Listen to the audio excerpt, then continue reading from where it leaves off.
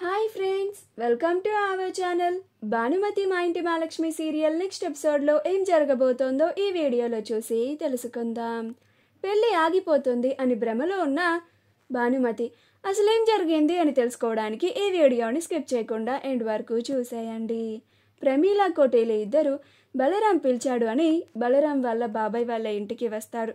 అలా ప్రమీల కోటేలు ఇద్దరు పెళ్లి పనుల గురించి, పెళ్లి తేదీ గురించి మొత్తం బలరాంతో మాట్లాడుతూ ఉంటారు.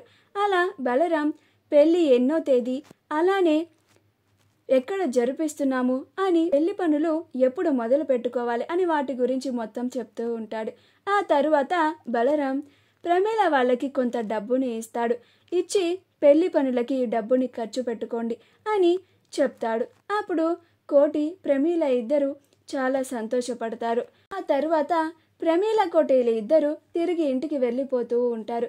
అప్పుడు ప్రమీల, ఇదిగో చూడయ్యా, ఈ డబ్బు మన కూతురి పెళ్ళికని అయ్యగారిచ్చారు. నువ్వు వీటిలోంచి తీసి నీ మందుకని వాడేవో నీకు మామూలుగా ఉండదు అని చెప్తుంది. అప్పుడు కోటి, అలాగే లేవే, ఇందులో నుంచి ఒక్క పైసా కూడా తీయను.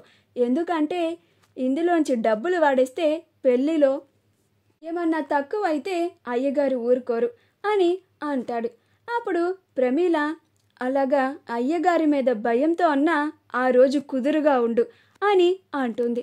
అలా వాళ్ళిద్దరూ చాలా సంతోషంగా ఇంటికి వెళ్ళి ఈ కబురుని వసుకి కుమారికి చెప్తారు.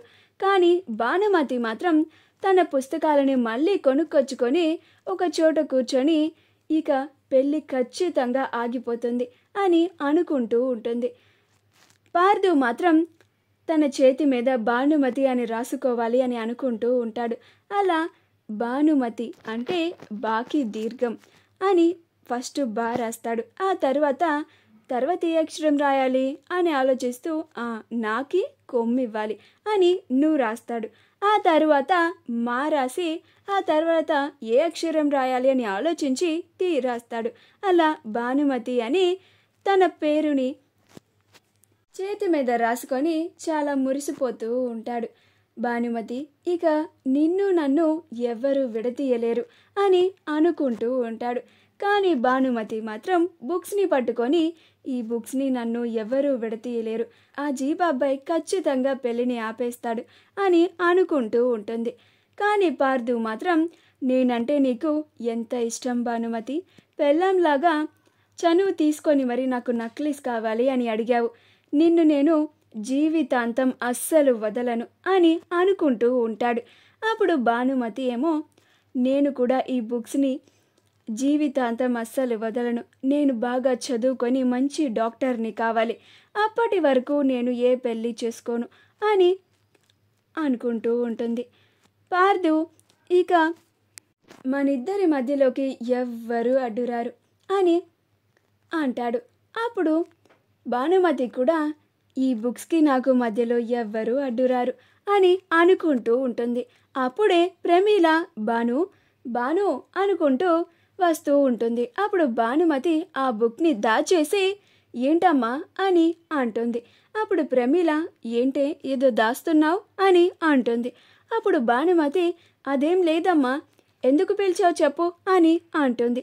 అప్పుడు ప్రమీల, ఏం లేదు బాను, నీకు ఒక మంచి శుభవార్త చెప్పడానికి వచ్చాను అని అంటుంది. అప్పుడు భానుమతి, పెళ్ళి ఆగిపోయిందనా ఏంటి అని అనుకుంటూ ఉంటుంది. అప్పుడు ప్రమీల, నీ పెళ్ళి వచ్చే నెల 6వ తారీఖు ఖాయమైంది బాను అని అంటుంది. ఆ మాట వినగానే భానుమతి షాక్ అయిపోతుంది. మా వీడియో కనుక మీకు నచ్చినట్లయితే లైక్ చేయండి, షేర్ చేయండి, మా ఛానల్ని సబ్స్క్రైబ్ చేసుకోండి, పక్కనే ఉన్న బెల్ ఐకాన్ని క్లిక్ చేయడం మాత్రం మర్చిపోకండి.